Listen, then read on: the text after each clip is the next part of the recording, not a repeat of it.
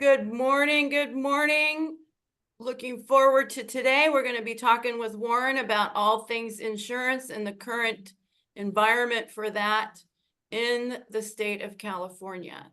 So I hope everybody's got some good questions lined up. We're gonna talk for a bit and then we'll have a question and answer. However Warren wants to have it. So go ahead. Okay. Okay. Do you want me to be host? I have a PowerPoint. Yeah. So you can just share screen. And okay. Let me move that. I'm not. Hang on.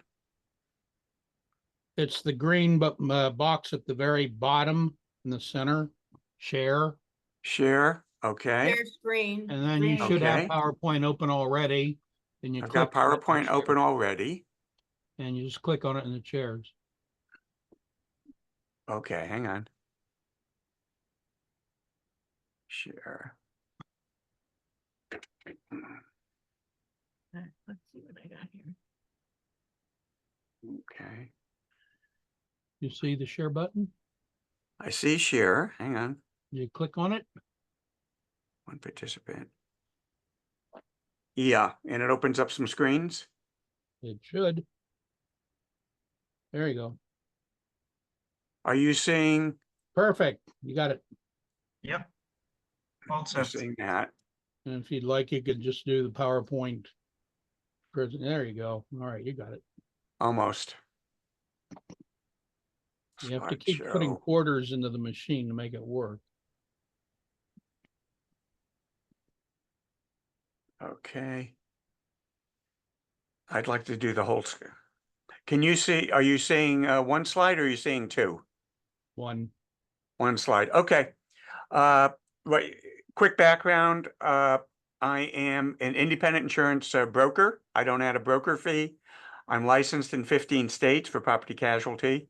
And right now, as you're well aware, the homeowner policies in California are gruesome. If you have coverage, cling to it. If you don't have, if you've been non-renewed, don't take it personally. And you know, and I'll try to give you some pointers on this.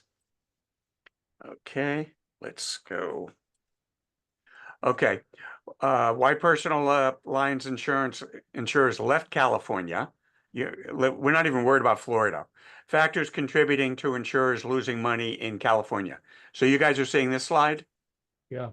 Okay. Once State Farm non-renewed 72,000 policies in California. They took the hit for the bad publicity, and then other carriers could sneakily go along with it. Berkshire Hathaway Guard, Oregon Mutual, Pacific Specialty, Allstate, Nationwide, they all either stalled or closed their personal lines departments. Some fully closed, and some are not coming back. The remaining carriers raised their rates substantially and their underwriting requirements, i.e. Travelers doesn't want homes that are too old, they want copper pipes, etc. Maybe you could define personal lines for us. Excuse me? Maybe you could define personal lines. Oh, okay, personal lines are home. Think of it as home, auto, personal umbrella. Life insurance, life and health is separate, but on property casualty, it is primarily home and auto. And what we're talking about here is home. The homeowners, they were losing money in California, and the insurance commissioner, I'll cover it, but Laura did not enable rate increases during COVID. And if you understand the rule, Ben Franklin, on compound interest, if you don't get your 7% increase here, then you can't do your 7% increase on everything else. So it's just, you know, it caught up to California, and you're seeing it now. So excess and surplus has always been available, but you always want to go admitted, meaning regulated by the California Department of Insurance, as opposed to not regulated, i.e. Lloyd's, Scottsdale, Evanston.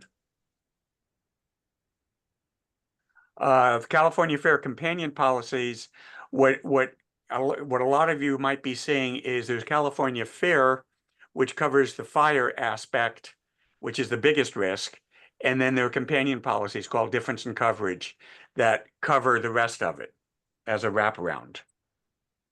Many conventional areas that used to be considered admitted, they got re-rated. And so you're seeing increases, and you're seeing carriers declining to quote. Some properties are now uninsurable or much more expensive than they were. Ironically, landlord, renter, builder's risk, or vacant properties are sometimes easier to place because there are carriers that just specialize in that. These are some of the carriers that you're familiar with that have all either stopped or closed, or totally reduced their personal lines coverages. State Farm Guard, Oregon Mutual, Pacific Specialty, Allstate Nationwide. Just some have shut down their entire departments, and others are just, I talked to Pacific Specialty. I said, I'm appointed with you. What can I sell? They said, you can sell earthquake insurance in New Jersey. So, that'll give you an idea. The way it worked with Prop 103 was insurers could not include the reinsurance rates, which is what the insurance carriers insure their book of business with other insurance companies. They could not include that. And they had anything over 7% rate increase had to be justified to the insurance commissioner. So everybody was putting in 6.99% routine increases. And when those didn't happen, then a number of factors converged as a perfect storm. Excess and surplus is always higher rates because there are surplus penalties and things in there. California Fair became the insurer of last resort, and they increased from, I think, like 135,000 policies to over 400,000 policies, just because they were the catch-all. Like I said, many of the conventional areas got re-rated for brush line. San Jose overall used to be no problem, but now you're finding that there are some hiccups. And some properties, as you're well aware, are uninsurable or more expensive than before. And as I said, landlord, builder's risk is sometimes easier to place. There's the State Farm logo. State Farm non-renewed to 72,000 policies in California. I believe 30,000 of them were apartments, but 42,000 were home. And then they renewed a whole bunch around the rest of the country. This was actually, I attended the Realtors, the Santa Clara Realtors Association had an insurance meeting. They had a seminar about a year and a half ago at your headquarters, and this is basically that slide. On why travelers are saying things went up. You can see that if you ever tried to hire a contractor, trying to find a painter or a plumber, whatever, the good ones are really hard to get, and the rates have gone up, and materials went up also. So you have an awful lot of people who are going to college who, instead of going to college, should go blue collar and make $100K a year as a plumber. But what you can do now to sell homes, as with real estate, relationships matter. Do not, if you've got a good relationship with an insurance agent or broker, be nice. Recognize that they can't turn around things as fast as they used to, and they may not even be able to place stuff. So be a little more understanding. And like I said, cling to it if you have homeowners coverage, and expect the rates to go up. Preclude cancellations by making sure that you make the payments. If you don't make the payments, the carriers have the excuse to drop you. And then it becomes it becomes more difficult to place you because you've been canceled. If you've been non-renewed due to underwriting, that's now becoming understandable. It's like being laid off from a Silicon Valley job. And try not to submit mediocre claims. Insurance is for the big stuff. I usually recommend at least a $2,500 deductible on homeowners, and sometimes $5,000. But if you have $2,500 deductible and a $3,000 claim, don't file it, because it contaminates you, and it'll make you harder to get insurance. and more likely to get increases. And allow more time. Don't call on a Tuesday for a Thursday closing. Be realistic and let your buyers know that they're not going to be any more $500 homeowner policies. And just respect that, that the underwriting is tighter. We as agents and brokers are more diplomatic with underwriters.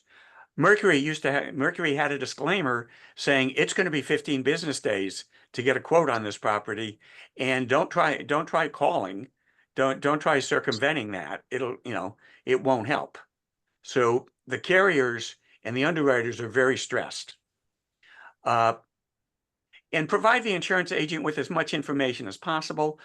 We've created a residential fact finder because I don't know if the new property has copper pipes or not.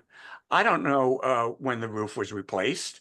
I don't know when they've updated the electrical. If you get me that stuff, and some of that stuff may show up in an appraisal, otherwise I've got to do a Google street view and see if it's on a slab or if it's on a crawl space. So the more information you give, the more accurate a quote I can provide, and the faster. And not just me, any agent. And now many insurers who are declining roofs that are over 24 years old, God help if it's a wood shake, cluttered yards, or claims record. I have had instances where it's a wood shake and the client says, I'm going to be using a roofer. It's going to be done in the next month or two. Here's the invoice, here's the quote, here's the commitment, here's everything else. And I can get underwriters to work with that. But, just understand this isn't the old days. Shake or older roofs may be insurable if the insurance agent has proof the new roof is being installed. I'm going to cover in the next line or whatever. I had somebody in Sunnyvale who there used to be a pool in the backyard. That showed up, that the carrier bounced it. And the client was very fast. They were able to show me the Sunnyvale permit showing that they had got a permit to fill in the pool. And then the MLS photos showed the backyard no longer had the pool. And on July 3rd, I was able to talk to the head underwriter at Mercury Insurance and get a special waiver. And trust me, on July 3rd, it was not easy to get a hold of an underwriter that whole week. Do not misrepresent on applications. If it is an impaired risk, we can quote impaired risks. If somebody's had claims or, there's an issue, I'd rather know about it than consider them preferred and contaminate the whole property, in quoting. If the homeowner's risk is secretly shopped to multiple agents, good agents may decline you, just like you as realtors don't want someone going to 4 different realtors. I know you have contracts and new stuff now, but the idea is do not burn the agents that are putting in time, because the agents are generally on straight commission. I'm a broker. I can legally add a broker fee of a couple $100 on each one. I do not do that. Other brokers do that because they compensate for their time. But just recognized, just like you want to be treated with respect.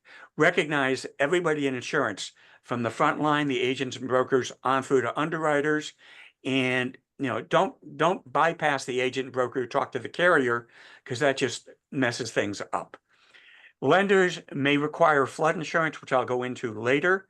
Just recognize that FEMA/NFIP, National Flood Insurance Protection, is underwater, meaning that they have to go to Congress every few months to get a few $1 billion slid over.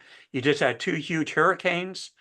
You had a lot of people who were uninsured, and then you have the people who are insured, and that's going to take away from the money that's set aside for them.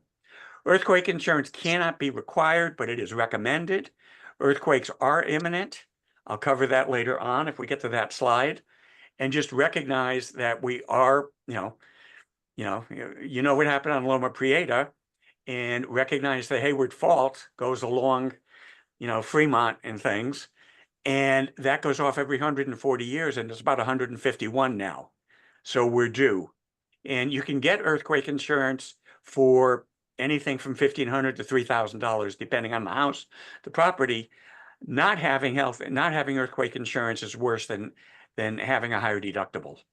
Consider a deductible on homeowners of at least $2,500 and also price out $5,000 because the difference might be worth it. Because recognize the extra you're covering from $25.01 to $5,000. So figure, is that worth hundreds of dollars a year to not cover that? Or are you better off getting a $5,000 premium deductible and saving up the money yourself? Some carriers may be more inclined if you bundle auto, umbrella, personal article, floater, etc. Chubb has a masterpiece policy, and they only do a trifecta. They will not do a monoline, meaning a single home insurance. It has to be a home, a landlord, an auto policy, a personal umbrella, and a jewelry floater, something. It needs to, they will only do 3. Recognize, as I said, it's a stressful situation for all parties.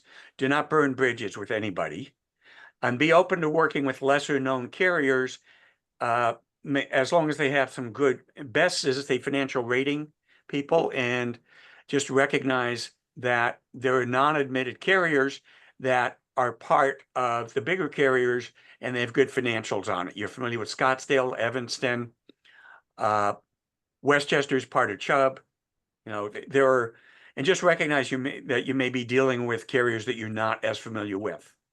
Some questions are always asked by carriers, and if you have the answers, this helps. What is the roof made of? The condition, the age, maintenance on it? When were the last updates to the HVAC system, the electrical, plumbing, etc.? Are there any dogs?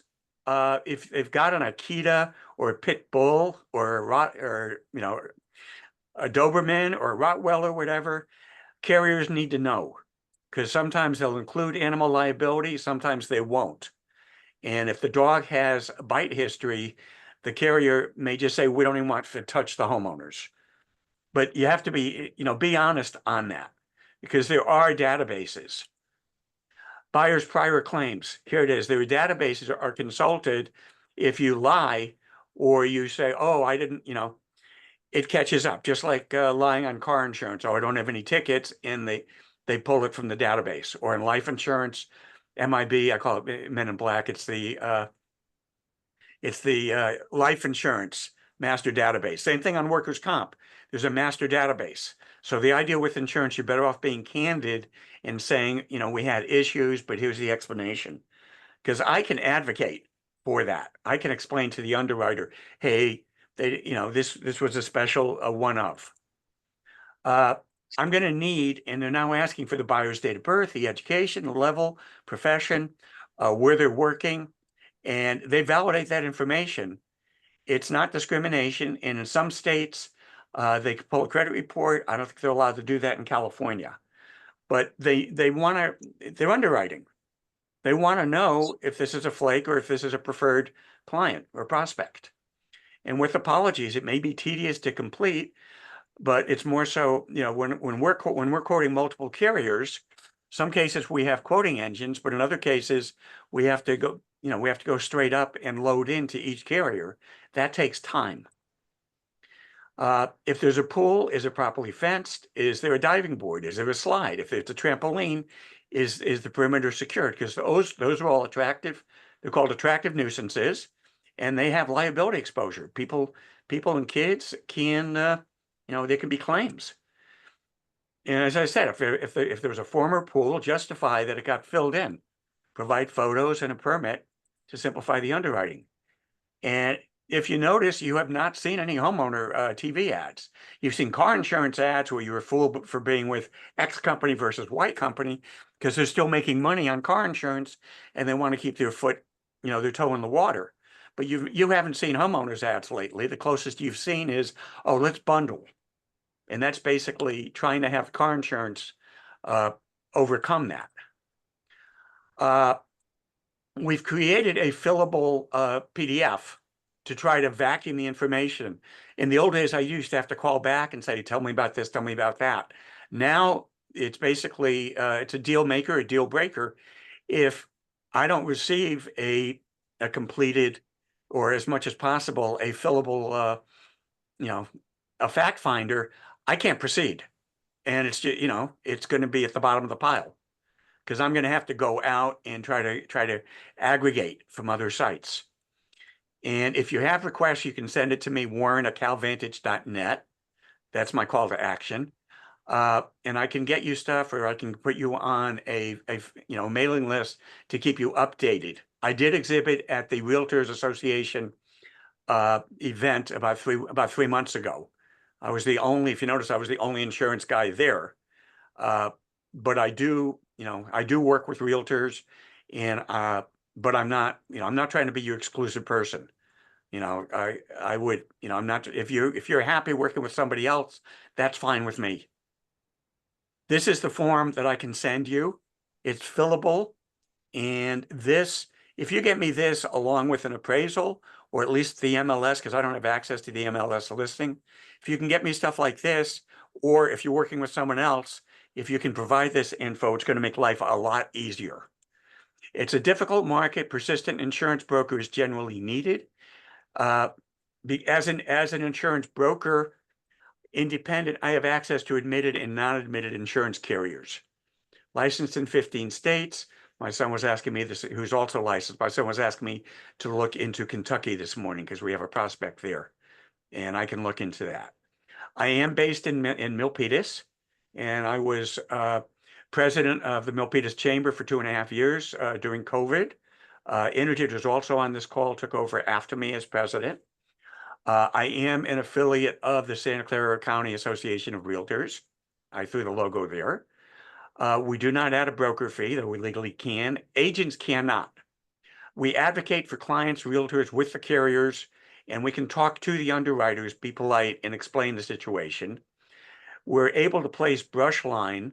Brush line means it's near the trees. It doesn't have to be in the middle of Tahoe, but you're finding stuff in Saratoga, Los Gatos, Morgan Hill. You're finding stuff that is being declined as a normal homeowners and normal HO3. It's got to be a California fair with a difference in coverage, a fair companion policy. Again, a sales pitch on us. We have the broadest range. We can do and I'm talking fast because I've got a bunch of slides. Personal, commercial, life, health, international travel, and visitors. I do a lot of, and more. Now you'll recognize the legality on this. Brokers are fiduciaries representing clients to carriers. Agents are fiduciaries representing carriers to clients. An example is if you walk into Bank of America and look for a loan, they're not going to tell you, oh, Quicken Loans is a point cheaper. They are representing their boss to you, whereas brokers, like loan brokers, represent you to other companies. And we work directly with underwriters, not account execs and not customer service reps. So we can advocate for clients when there's a need. I mean, we'd rather just do emails and be polite, but we don't want to put pressure. But we have the ability and willingness to present or escalate special circumstances to underwriters. And as I said, we can place impaired risks, whether claims, declinations, non-renewals, special circumstances. I think you're probably all aware that a lot of homeowner insurance has been non-renewed, no reflection on the homeowner, just they got non-renewed due to underwriting limitations. And we can address and resolve issues. And we work fluently with everybody. And I've even sent leads to other agents if I'm not going to be able to do it. And if somebody sends me their homeowner's policy, I can look it over and say, that's a good deal, cling to it. And I said, I also, and I may also say, like yesterday, I also represent that carrier. I also represent Safeco and Travelers. And if you're happy with the agent, keep them. If you're unhappy, I can become agent of record. I can take it over and your policy will not change other than I'd be able to service it on your behalf. And you can connect with us as either your primary or your backup. I get a lot of calls saying, I tried dealing with my other agent and he couldn't get back to me. Warren, can you help? Flood insurance, you're aware that a lot of this area is in a flood zone. And as far as FEMA is concerned, everything is a flood zone. But the carriers require flood insurance, and we'll cover that. This will give you an idea. The light blue is in the Bay Area. These are all flood zones. We do commercial and personal, but we have a lot of personal flood insurance carriers. And I've replaced $5,400 flood insurance placed with FEMA through a State Farm agent for under $1,000. I had somebody who B of A was placing with QBE. The premium was going to be $9,400, and I came in under $1,000, not only with better coverage, but I included $25,000 loss of use. So don't be locked in that FEMA NFIP is the only flood insurance available. And floods do happen locally. This was San Jose in 2017. And if you remember, that part of that is because they opened the floodgates and they didn't give a lot of advance notice. And you see a lot of people, those cars were totaled. When there's water damage, and we're not even talking electric cars, just internal combustion, when there's water damage, the cars are basically totaled. And helping to educate you recognize the NFIP logo. They have 72 WYO, write your own. So Farmers, State Farm, all those, a lot of when they offer flood insurance, it's through NFIP. Just recognize that if it's in a 100-year flood zone, it doesn't mean that it's a contract that if it happened 2 years ago, it's never going to happen. They call it a 1% chance, but it could happen 2 to 3 times in the same year. Ask the people they just get with the hurricanes. Ask them how many times the 100-year flood hit them, even if it's not 100-year. You can be safe if it's not on a waterway, but storm drains back up, levees break, dams release. We have rental property in Texas, in Sugar Land, which is inland a bit from the Bay, but I've got flood insurance on it just in case for a couple $100 a year. FEMA says 1 inch of water equals $25,000 of home damage. Recognize that's national. You can bet in Silicon Valley it would be a lot higher. Restoration contractors, surge pricing, black mold, replace the flooring, drywall, furniture. Try getting a restoration contractor if there's a big issue in an area. They're being pulled by everybody. In black mold, you don't want black mold because black mold expands and it can be a huge claim.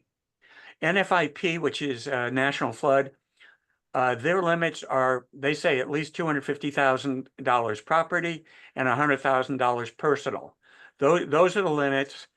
They're insufficient for anything around here, but those are the limits. So we can do personal flood insurance with those same limits. However, as of recently, they now have to know how much the property is actually worth. If replacement value is $1 million and you're insuring for $250,000, that's going to have a higher premium than if the replacement value is only $250K. Because think about it, that it's going to be easier to have $250,000 damage on $1 million property than on a $250,000 property being declared a total loss. I know I'm talking fast, but I'm trying to get you this. And the lien holders, we used to get pushback, oh, we aren't taking private flood insurance.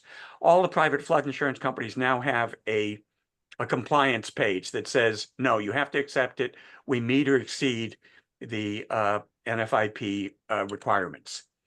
And every address is mapped to specific flood zones. Now some of the private carriers are getting it down more finite.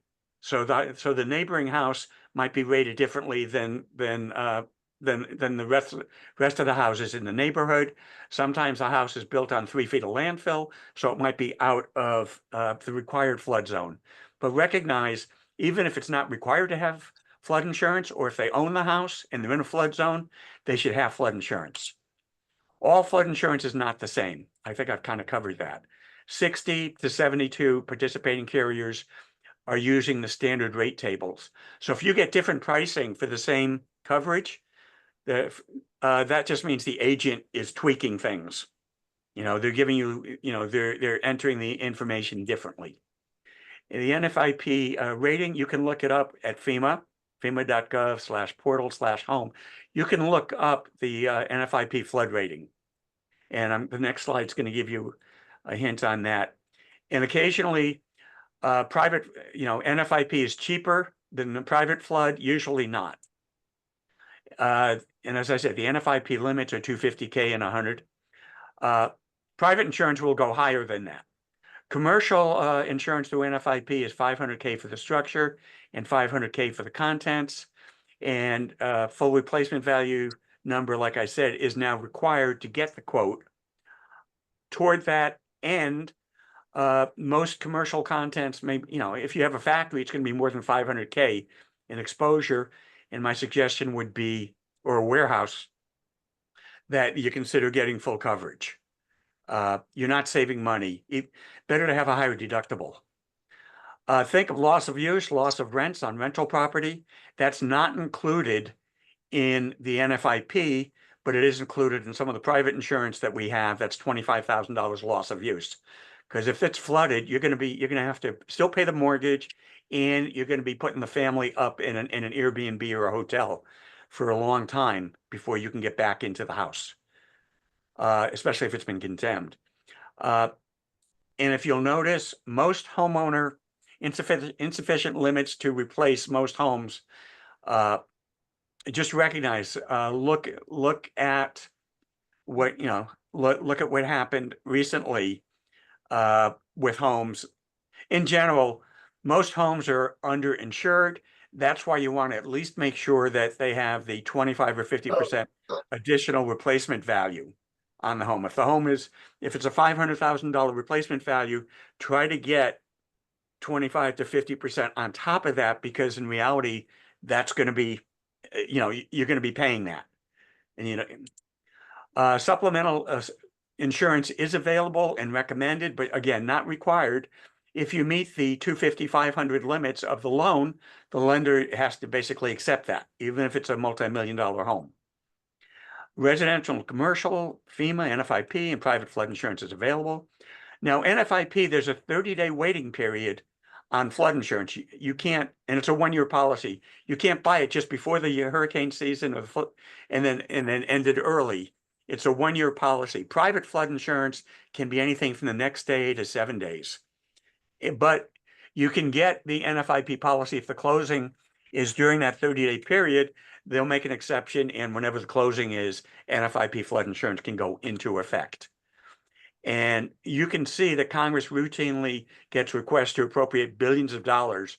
Watch what's going to happen now after the hurricanes. They're going to be requested to move another, X billions of dollars over to replenish the coffers of the NFIP. It's required by carriers. This will give you an idea. It's important if it's in a high risk location, you can see, but you can run you can get an analysis on the flood insurance rate, the zone. Okay. This is just, I think you've seen, it's just a picture off FEMA on flood insurance. Many providers offer broader coverage in premiums. Lien holders must accept the equivalent, like I've already covered, and carriers may use different criteria. Like I was saying, now they can get down to almost one house. And private insurance does not require an elevation certificate. If you have one, that's wonderful. FEMA, if you have an elevation certificate, that might help you, or a letter or an LOR, that might help you get a lower rate. Excess and surplus carriers include Lloyd's of London, etc. Again, more choices, higher limits, wider range. They could include loss of use or loss of rents. You need the loss of use because you still need to pay the mortgage, and you need the temporary location. And as I mentioned, I've replaced policies. Okay, so can I go on to the wildfires and brush line? Am I okay, Julie? Yeah, Good. you're good. Yeah, you're good. Okay, California wildfires. At times there are 32 wildfires going on at the same time. This is from 2020, but you'll see all the hot zones there. Well, those are city lights scattered by smoke. Okay, Brush line insurance is required by lenders and it's really needed. This will give you an idea. I mean, you've seen stuff in Clear Lake, etc. One approach is difference in coverage. That's getting the California Fair and then a companion wraparound policy. So the California Fair can cover what's in the middle: fire, internal explosion, windstorm, water damage, theft, and liability. They can cover that, and then you can get a policy around it. Sometimes the companion policy could be $1,000, and the California Fair might be $2,000 or more. But the answer is you need to have fire insurance. You know, you need to have it. And I know it's a gating issue for realtors. I had a client in the Watsonville Hills, nationwide non-renewed. It took me a while, but I got him California Fair, and then I got him a wraparound policy with another carrier. If the community is a fire-wise community, then that means they've taken special precautions to help minimize forest fire devastation, and there's a discount for that. So you might want to check, you might want to touch base to see if the community is a fire-wise community. And if so, let the agent or broker know that, because that helps. You know, you've seen fires. Many areas have exposure to wildfires, and there's a rating. And admitted carriers can refuse to insure at high risk, and the Department of Insurance cannot force them. California Fair is not a state agency. There's no public funding or taxpayer monies. And what was happening was they were not able to get rate increases because their reinsurance rates, as I mentioned, reinsurance is what insurance carriers have to get reinsurance with Lloyd's or somebody else in order to, in order to cover themselves. And that was not being considered. So California Fair was in a gruesome, they were just really tough. And, they're a catch-all, but, allow time on that. It's not fast turnaround. And some carriers, they will not even write in Milpitas. Various levels of structures, contents, loss of use, rents. Ordinance or law recognize, I believe like in San Jose, if the house is burnt, it's totaled, you got to put in residential fire extinguisher, residential sprinklers. I think that's $25,000. Now all the homes have to have solar. These are all things that, that are going to raise the cost of the replacement house. And recognize debris removal, that's going to be tens of thousands if need be. And vandalism, malicious mischief. You could have squatters, you have all sorts of exposure. And it's a different, if you're not living in the house, that's a different exposure I'll cover later. That's vacant property, which has a higher risk, but it needs special coverage. They're going to inspect they're doing physical inspection. A lot of the carriers may hire a service, but they do a physical inspection, take lots of pictures. I have a client in Saratoga, got notice that by January, this morning, got notice that by January of 2025, they have to remove overhanging branches and fix a fence. And the client is upset, and the answer is you got to do it. It's to your own benefit. And they may not lend. Well, a lender is not required to lend if the property can't get insurance. And the fair premium can be a lot more expensive. And the DIC, difference in coverage, I've kind of covered. Firewise communities get a discount. And a lot of carriers are requiring not only that the roof not be a wood shake, but that even composite roofs be less than 20 years old. Obviously, tile roofs, can be much older than 20 years, and that's okay. Photos of all sides of the structure within 5 days of an application. California Fair not only requires photos of around, they also require, if you can believe this, it has to be within 5 days of the application, but they require the address number, whether it's on a doorpost or a mailbox, they require that. And if you don't have that, they won't even start processing the underwriting on it. And, I don't want you losing time on things. This is what I'm saying. Photo sets must include the address name. I don't care if they got to go Home Depot and hammer it on the doorpost. That's part of the requirements now. Both residential and commercial is available. And they now offer payment plans. It can be paid out of escrow and sometimes credit card, possibly with a convenience fee. Brush line approaches. The second approach is excess and surplus, Scottsdale, Evanston, that type of thing. Excess and surplus, they're not regulated by the California Department of Insurance, but they're available. And just recognize that the entire policy is not regulated by the California Department of Insurance. If you get a DIC policy, that is generally an admitted carrier, and the California fare is separate from that. You know, as I said, Scottsdale, Evanston, Lloyd's, etc. There are additional fees and waivers.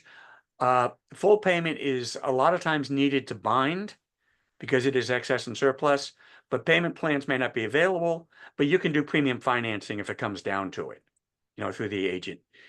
And it's easier, a lot of times it's easier for the agent to just go to Scottsdale or Evanston rather than do a hybrid solution. But, you know, that's up to the policyholder to determine what they want to do. Let's talk earthquakes.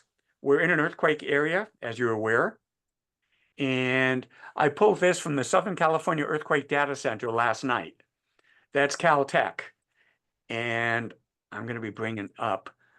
Okay, if you look here, if you see this, these are earthquakes in California yesterday between 1557, which is 3:57 in the afternoon, and down on the bottom, 4:18 in the morning of the same day.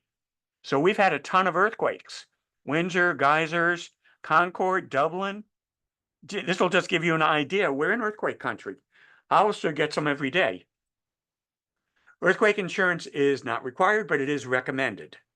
And I know everybody says, oh, but it's so expensive. And the answer is, but it's more expensive if you lose your house, i.e.,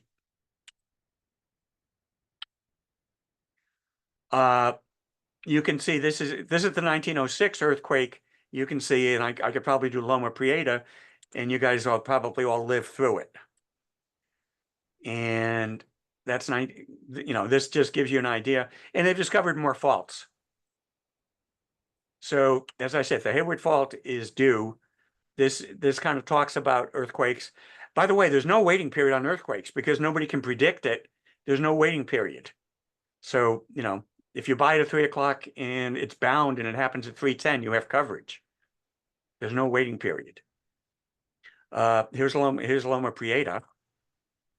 That was San Francisco Mission District, I believe, or yeah.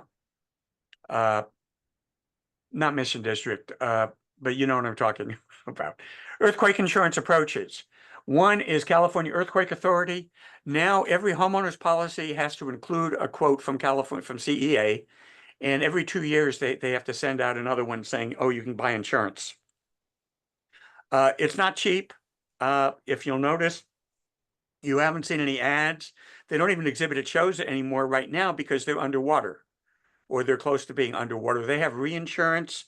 You can go through an agent. It doesn't cost you more to go through an agent versus going direct. You might as well go through an agent and have somebody advocate for you.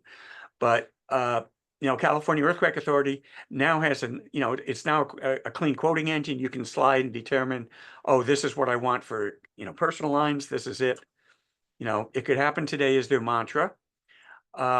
They do have reinsurance, 500 plus active faults in California.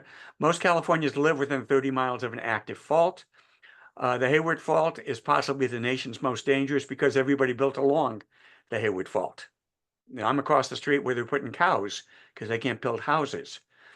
And earthquakes and flood insurance, as you're probably aware, are not included in homeowners policies. They're a carve out. If you do the brace and bolt program, you can get a discount on earthquake insurance. There are some grants available. I actually got a grant for my house, but I couldn't find a contractor in the program willing to do it. Homeowner renter policies must include earthquake quote periodically. It's convenient, but not cheapest. CEA insures probably more than 1.1 million households now. And it is illegal for a broker to add a broker fee to an earthquake insurance policy. You can get it for homeowners, condos, manufactured homes, and their renters versions. Adjustable deductibles and coverages. It's available if through, I mean, there are a lot of carriers that work with CEA, and you can add it onto your homeowners if you want to make that more convenient. Just recognize it's probably going to, CEA is sometimes many times more expensive than private earthquake insurance. You can, shoot for loss of use with a zero deductible. And right now, California Earthquake Authority, they're nice people, but they're not advocating, they're not searching for more policyholders. They are available, but they're not making money, or they're prepared. It's tough. Earthquake insurance approaches. This is just a seismograph. And private earthquake insurance, multiple carriers, some are admitted, some are not admitted. You may be familiar with GeoVera and Palomar as being reasonably priced earthquake insurance. I'm insured with Palomar, and I insure through Palomar. You can do deductibles between 2.5% and 25%. Obviously, higher deductible with everything equals a lower premium and higher personal risk sustained. Loss of use, either zero deductible or the same percentage as coverage A. Check it out. Zero deductible loss of use, it's more expensive on the premium. But if you have a $75,000 $75,000 deductible, maybe you want to do that. There are also earthquake gap policies available. You can get a policy to cover that gap. Each location has been rated, like with flood insurance, they've been rated for earthquake exposure. And recognize, my understanding is everything to the right of Highway 101 is all landfill, but Foster City and you got Foster City and Redwood Shores are both exposed. Just recognize they're on landfill. If something happens, they can sink. Earthquake private flood insurance is also available for residential or commercial coverage. I will tell you, I very few people buy earthquake insurance, and it can catch up to you. Okay, just to let you know, a sales pitch on us: we do health insurance, life, business insurance, car, travel, home insurance, special event. I insure the Berryessa Art and Wine Festival, and I am open for questions if Julie wants to do that. Yes, we have questions. Fabulous. That was so much. Oh my gosh. Hope it wasn't overload. No, it's like it's like the tip of the iceberg, I think. I have another PowerPoint just for business insurance, but that we won't worry about that for you guys. Award-winning best property casualty agent. Not only Milpitas, he'd probably win it Santa Clara County, even Northern California. I'm best in Milpitas, I think the last 10 years. Best in Milpitas. From the Milpitas Post readers, but I'm also business person of the year from the chamber. But the answer is from my standpoint, and my son joined, so now we're third generation Wettenstein Insurance. We've slid over to insurancesimpler.com. But we try to look out for people, and if we can't, if we can do better, we'll do better. Most of the time we can. Sometimes we cannot do better than what a client has, and we tell them straight, and I've done that, and I've gotten, in return, I've gotten referrals from other people saying, talk to us. But I have a comment on the house insurance. Go for it. Okay, so my original house insurance, which I've had for years, decided not to insure houses anymore. And then last week, basically it took me 36 hours to get all the information for the house into the system. And then within 3 days, I had sent in the videos and the pictures of the house, and I received the policy a few days back. So that was pretty fast. It wasn't the 2-3 weeks you were talking about. No, but Energet, you also went up to the Department of Insurance website. You looked at the top 10 home insurance. What happened when you went to the top 10 home insurers? Top 10 home insurers. 9 of them said, thank you, goodbye. And the only one left was Mercury. And I went with Mercury. And I was done within, the first week. And that was my referral.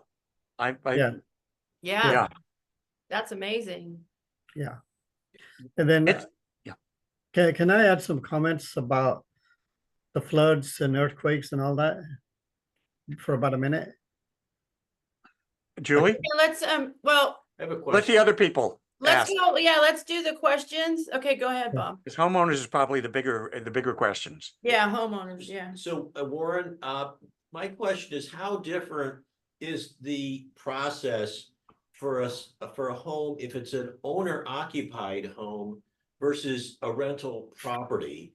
Or versus a home that's being occupied by maybe a family member? So you might have 3 different ways in which they may be renting it to a family Well, member. we have 4 because let's not forget Airbnb. Okay, so how different is that process? Okay, so in the old days, homeowners insurance was real easy. I could go up to one carrier and I could go up to carriers and get it real easy. So regular homeowners insurance that is a homeowner occupied is one level, and that takes a little bit of work. Homeowner insurance that somebody else is in is not homeowners. It's not an HO3 anymore or an HO5. It is it's a landlord policy called a dwelling policy, because you're only covering the structure and some liability. You're not covering any of the contents. Like I think I mentioned in the presentation, I can place landlord policy easier in some cases than homeowner policy. If somebody is buying and flipping, that could either be builder's risk or vacant property, depending on the extent to which they are doing the buying and flipping. If they're just swapping out a couple cabinets and carpeting, that's basically vacant. But if they're knocking down walls and getting permits and adding on a porch or expanding, that's builder's risk. I have carriers that love that stuff, even in California. So, just recognize, I think to Bob, to answer your question, all of it's difficult now. And, just allow time and give as much information to whoever you're working with. My follow-up on that, Warren, is that because one strategy I heard people were trying to do was rent to themselves. In other words, in a sense, have it listed as an investment property, but they're the actually rentor. It's because you can be 2 separate entities. Is that, and so that you were. Yeah, okay, so in that case, you would have, like, let's say the home is in a trust or an LLC separate. Right. So that would be a landlord policy. And what I suggest to all landlords, and guys, make note of this, I suggest, if it's possible in California, I know the laws just changed, I would highly push for the tenant to not only get renter's insurance, but to name and additionally insure the landlord on the policy. I know we do that in Texas, and I know in California, I think you can't force a tenant to buy renter's insurance. However, it's recommended. But in your particular case, so you've got a dwelling policy for the landlord coverage, and then hopefully the renter has a good renter's policy. And renter's policies can be anything from $100 on up. It covers an awful lot for not much exposure. And they are available still, correct? Yeah. And they may not be $100 anymore, but renters policies, yeah. Yes. Next. Okay, we have another question. Yeah. Hi, Warren. This is Valerie. So I actually have a couple of questions. I'm going to make the first one a compound question. So Ooh. I just had some new clients that just purchased their first home. And so before closing, I started to counsel them toward getting their first homeowner's insurance policy. And I wanted to offer them your name and a couple of other agents that I work with regularly. And then, of course, they had other major carriers they were going to look at. And they immediately said, we will not talk to a broker because they're going to charge us more. Okay, so what I want to ask you is this. because as realtors, and the whole reason we attend these meetings is to build strong affiliate relationships with, you know, vendors that we trust and know are gonna take care of our clients well, and I would love to have clients to work with you. Can you guide us and counsel us how we can educate our clients about using you, and what would be the benefits of your service over going straight to a carrier such as Mercury or AAA? Okay, that's the money question. I mean, that's the Yes. whole purpose of this. So what it comes out to, I mean, one sidebar is, even though I can add a broker fee, we do not. Okay, we pick it up in the long run, as you know, we get a commission off the premium. So rather than getting a commission off the premium and double dip and add a broker fee, we do not do that. So most brokers do. I've had LA agents at trade shows laugh at me and saying, you're leaving hundreds of dollars on the table each time. Say, yeah, but I don't have attrition. I have persistency. I don't have people who leave me after a year because they went someplace else. So, you know, that's one part. To answer your money question, the important thing is for new buyers or any buyers to start shopping for insurance early. The liability of going straight to a carrier through versus going through an agent or a broker that doesn't charge a fee is you have one less person who can advocate for you. There are times I can advocate, and a lot of times I can talk directly with the underwriter and say, hey, we have a special situation. But if I'm not in the loop, I can't do that.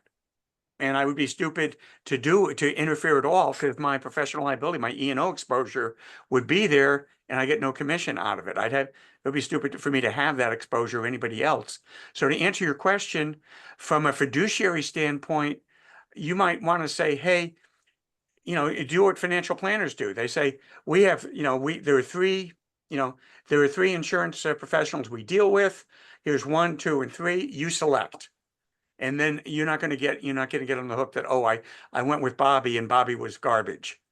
I mean, you know, to Yeah, protect so- your own butt, you can go ahead and do that. I don't mind giving a I did recommendation. do that, Warren, but I want to be well-versed in how to portray the use of your brokerage services versus going to a straight carrier would imply any kind of benefit to the client. That's the information. Okay. I'm not on any quota. I'm not trying to win trips to Costa Rica or anything. The benefit, well, you know, as Interjet said, he contacted a whole bunch of carriers. Mhm. You know, I mean, what's your time worth? But the carrier is not going to give a lower rate than an agent, assuming an agent or a broker that doesn't charge a fee. It's the same rate, whether you go direct or not. The Well, only thing, Also, you- I've been insured for about the last 20 years, and I've not had to call Warren. no, but you know, the thing you're asking is, you know, is it going to be cheaper? It's just like I have 170 families on Covered California. I'm going to charge you the same rate coming in through Covered California that Blue Shield is if you contact Blue Shield direct. The difference is I'm not going to be able to advocate for you when there's a hiccup. And, you know, that's, you know, I think there's a value in that. So I definitely stress that, because the reason that I build strong relationships with affiliates is that there is the advocate there, that there is someone who is acting as a fiduciary and actually can intermediate if there's a need for it. Now, I don't want to sound discriminatory in this, but I'm just gonna put it out there that the younger generation has a different approach to purchasing services, perhaps, than the older generation. And so to them, with technology at their fingertips, and they see it more as a commodity purchase, they don't see that value of having a relationship tied to the policy. And so I do when they Yeah, don't. and Geico, you know, every car commercial says you're a fool for being with XYZ because you shop it, call our 800 number or use the app.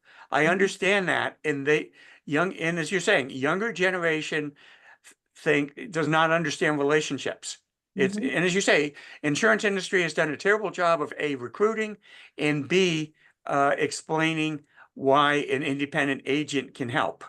And that's, people, I'm sure people do that on, on loans. They go to a loan broker, they go to a bank, or they go directly to a website of a lender.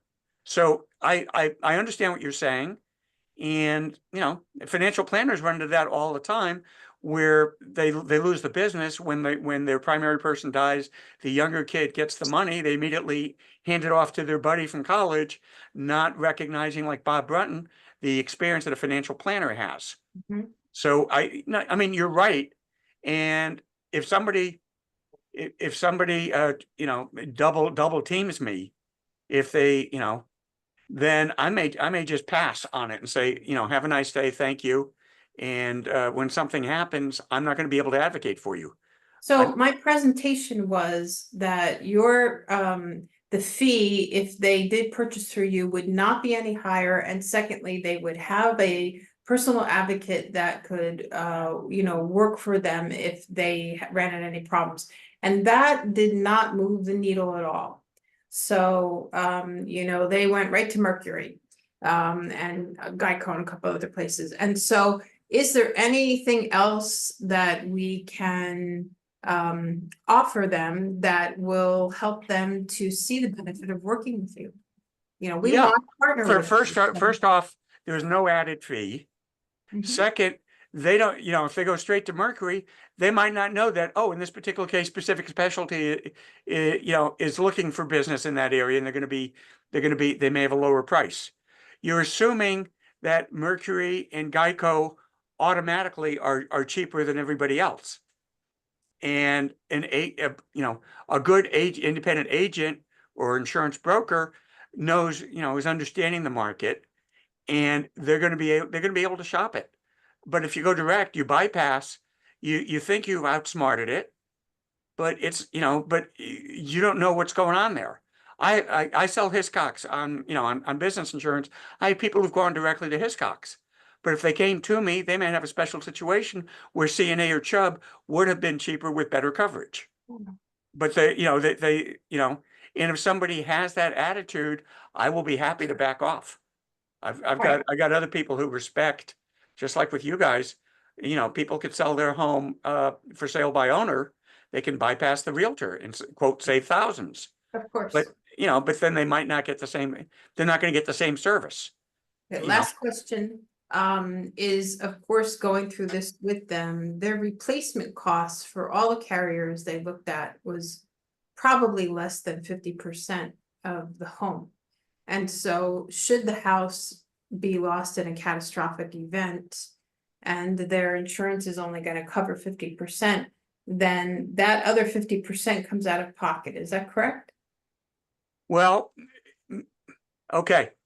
If in the example I gave earlier, if I said it's a $500,000 to replace, or they have $500,000 coverage, by law, I think the homeowner insurance policies now have to offer 25 or 50% as an additional coverage A as an option.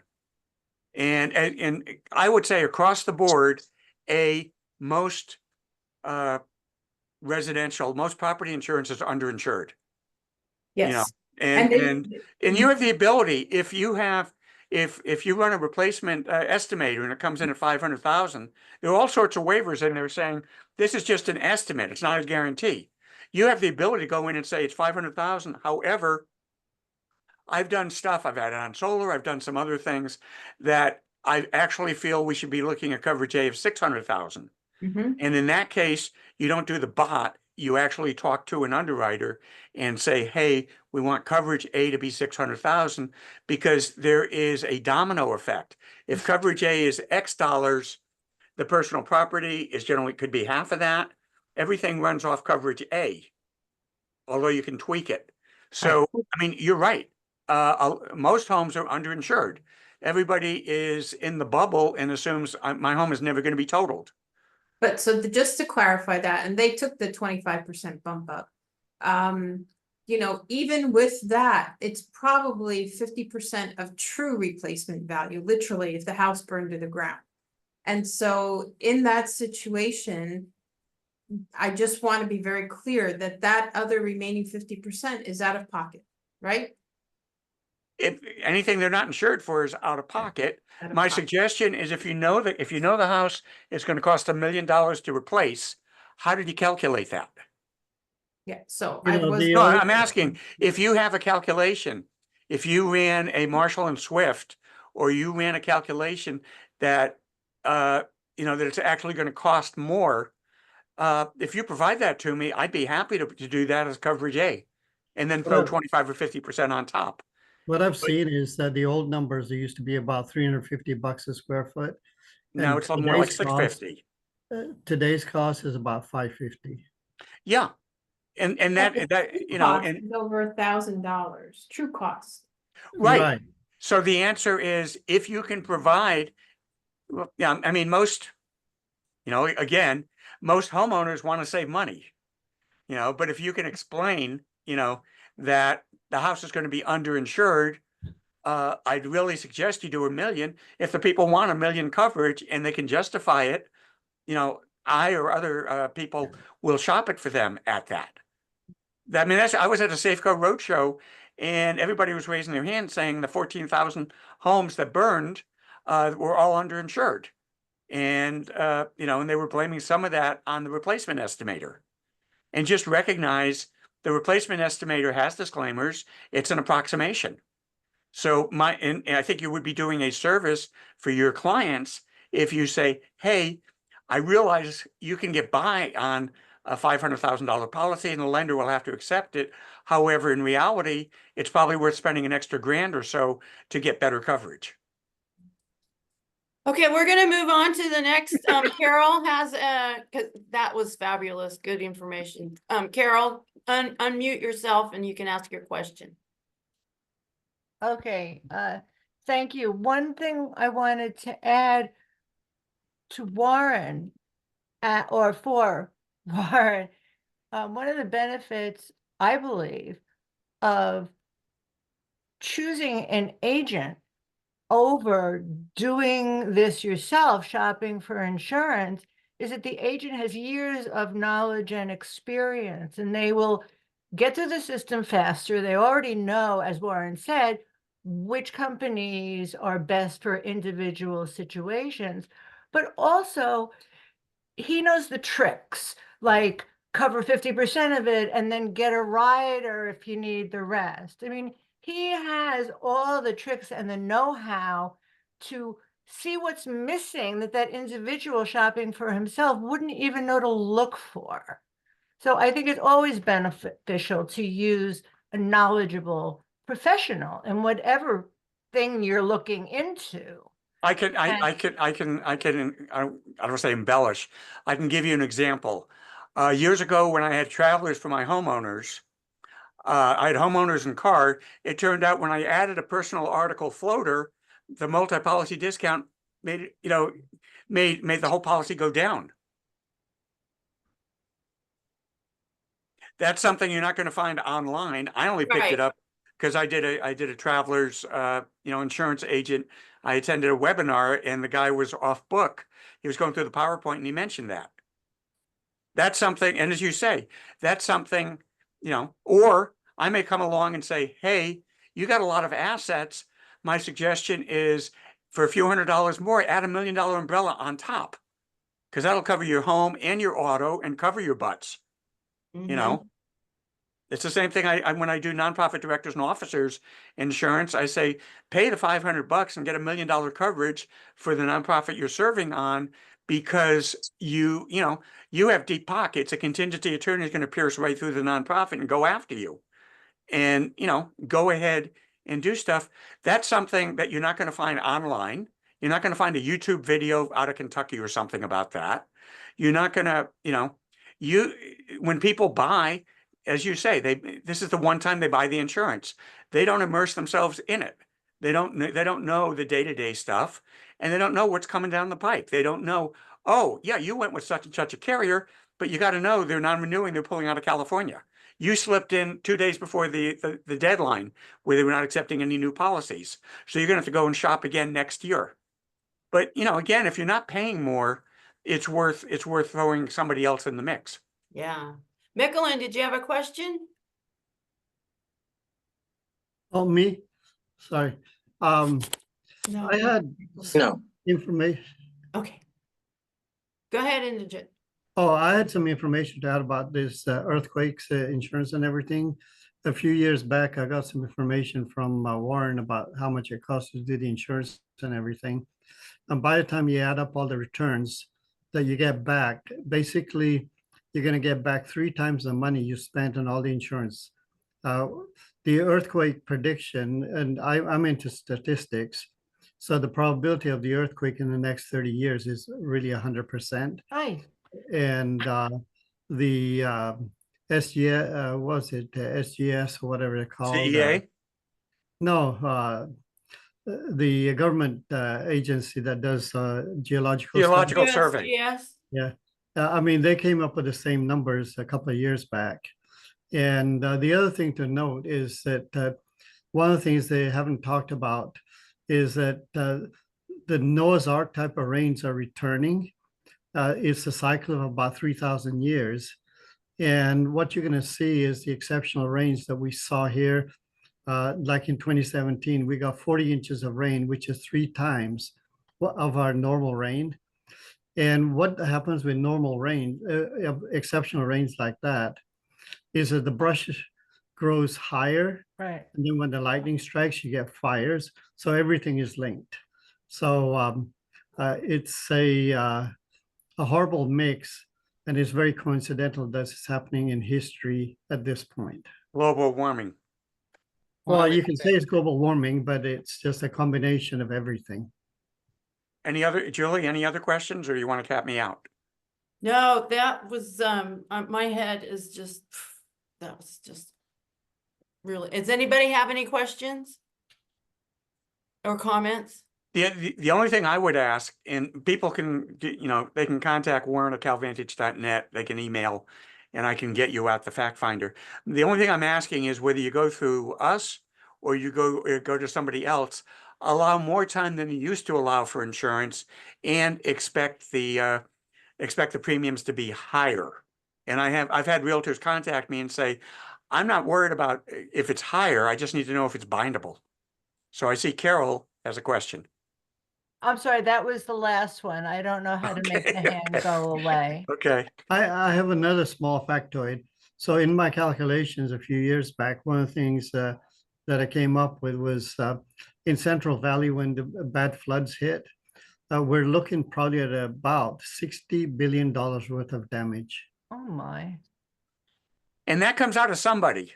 So that, you know, Yes. what do you, with all the just look at all the hurricanes in the southeast, where do you think that's going to be coming out of? Congress is going to be kicking in money for FEMA insurance, and private flood insurance may end up going up overall because, you know, the exposure, and the people who don't have flood insurance, you know, who bought a large screen TV instead of insurance, it's catching up to them. Okay, I got. Okay, here's my takeaway. When we work with buyers, whatever demographic they are, we identify and we educate our buyers about this whole part of the process, because a lot of people, I mean, especially like they wait till the last minute, they haven't vetted anything, even with my sellers. So at a listing appointment, yeah, so you want to list your house. Well, tell me about your insurance carrier that you have now. You get a little history, and then you want to find out if that listing, if that home is going to be insurable to the next family. You want to find out all of that information, and Warren is the person to reach out to find out that information. You want to find out if better listing agent. You want to find out if they had a claim 2 years ago where the plumbing broke, Exactly. you know, and it was a $20,000 claim, and oh, I forgot to mention it, because that's in the master database, and carriers are not stupid. That comes up, right? And if you lie, it makes the agent or broker look bad, but it really makes the carrier has no problem declining. We aren't going to cover this. Have a nice day. Exactly. They're looking for excuses to not cover. Bingo. Yep. All righty. I mean, everybody's just saturated, I'm sure. Thank There's a you lot very of much, Warren. information. Great information. Okay. All righty. Anybody have any final thoughts, any comments, questions? We're gonna call it a day. That was really a lot to process. And we're gonna have you back again, Warren, because now I just wrote down another half a dozen topics that we need to talk about. Next week Okay. is, Coming soon. Go ahead. Awesome. next week is, Next week it's Carol Sue Fiedler. Woo-hoo! See, I don't see me, so I don't know if you do or not. That's okay. Your name Um, is there. and Yeah, her I, topic that is, I see. I'm ahead and sorry, your Give a I don't know preview. how I undid it. But Give a I am teaser looking preview. forward to next week. I am looking forward to just explaining what a life settlement is, the truth of, you know, what's really going on in my industry, and of course, help you guys identify when it might be something that your own clients might benefit from, which in turn can help facilitate your process. So And we a lot all, of people leave money on the table. Yeah. They had a $1 million life insurance policy at National Semiconductor. They had a heart condition, and they say, "Oh, I don't need $1 million or $5 million coverage." they let it And go. that's where life settlement comes in and says, "I'll tell you what, we'll make the $1 million. You can keep $1 million. You can keep $1 million. We'll pay the premium, or you can keep $500,000 of that. We'll pay the premium." So they just let it lapse rather than converting it. So life settlement is something that's not well publicized. Yeah, yes to what you just said, all of that are factors in there. However, I would present it in a way that you can see which gets used when. You know what I mean? So it flows a little better, because you just managed to confuse me also, Warren. Well, people But you're don't, right. so you'll It's an explain what option. life settlements are, because Yeah. that's an area that does not get people do not understand that, Exactly. they let stuff lapse that they could have made money out of. Exactly. And that's why I feel it's so imperative for people, all kinds of professionals, everybody, to understand it's another option for you. Yes. It's just, and I we'll never learn all about sell. that I next always week. want to educate. It'll be your presentation next week. There was a textbook, so I'll start with the end in mind. In other words, was the best successful way.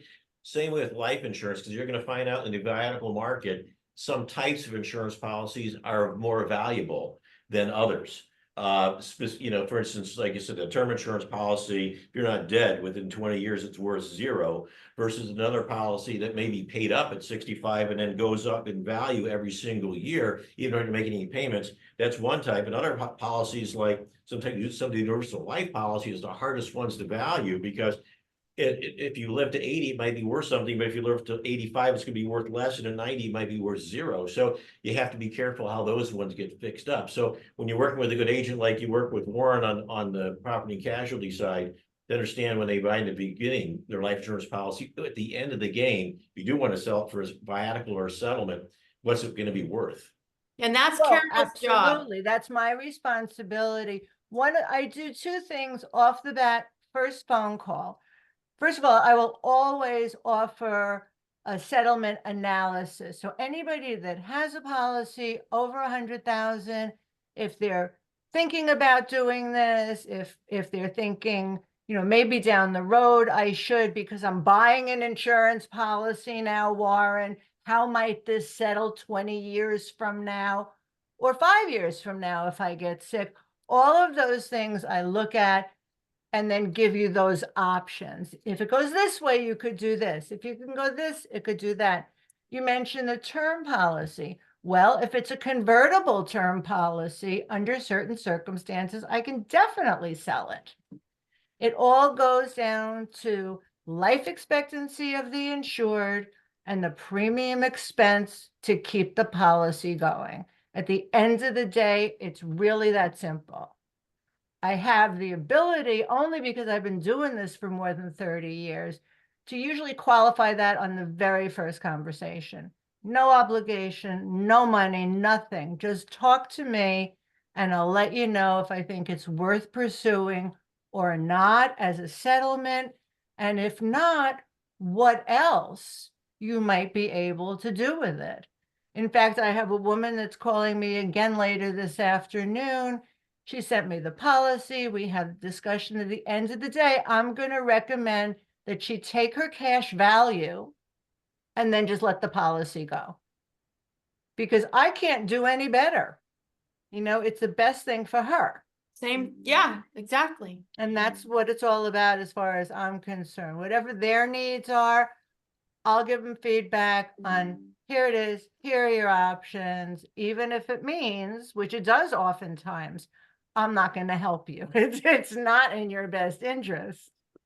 But What's it the term? also, there's another conversation, Warren, that you and I can have about how to include the life settlement option when you're talking to, like, let's say, key man employees, things that they can do, because these policies go, if an employee that has a key man $1 million plus policy decides to retire, oftentimes that policy is just let go. Even though it's a term policy, they let it go. That's a very reasonable thing to do. However, what if you can get money for it? And that's the aspect you're going to be going into next week, because a lot of people, before I got into insurance, I never heard of I never heard of life settlements and Viaticals, viaticals. And there are lots of new laws that came in because in San Francisco, a lot of AIDS victims were getting suckered. They said, oh, you have $1 million policy. I'll give you $200,000 for it right now, cash. And they ended Bingo. up taking the 200K because, it was better than nothing. They needed the money when they were alive. And And somebody that's else why, cashed in the Warren, other 800K. But that's next week. exactly why I became a broker in this. I'm the Okay. first broker in the nation to represent those guys with AIDS in San Francisco. And it was because there were only 3 or 4 companies purchasing policies. One of them in particular was constantly lowballing them. And these guys were sick. That's the difference between a viatical and a life settlement. Which is meant, Viatical yeah, is yeah, terminal illness, 24 Yeah. months or less to live. yeah. And most of the laws that came up in the late 90s were based on viatical settlements to protect these terminally ill individuals. I also worked very closely on creating those regulations. So We're we So we have a teaser for definitely next gonna be- week. Yeah, Everybody looking needs to forward to tune that in. next week. It's gonna just add, all of these are just adding to our tools in our tool belt to help our senior homeowners and the families of senior Exactly. homeowners preserve, protect, and otherwise leverage their real estate assets. That's what we do as seniors real estate specialists. I think So- it's a great thing that you're doing, and I'm so grateful that you're open to learning about, just more information to keep Yeah. that might be able to help them. Yeah, definitely. Well, thank you, Thank you. everybody, so much. We're gonna see everybody next week and have a great week. I look forward to Enjoy. it. Thank you, Warren. Bye. Okay. Thank you. Thank you, Warren. Alberto. Thank you. It was a pleasure to meet Nice you to all. meet you. Thanks, Alberto. Have a great day. Ciao, ciao.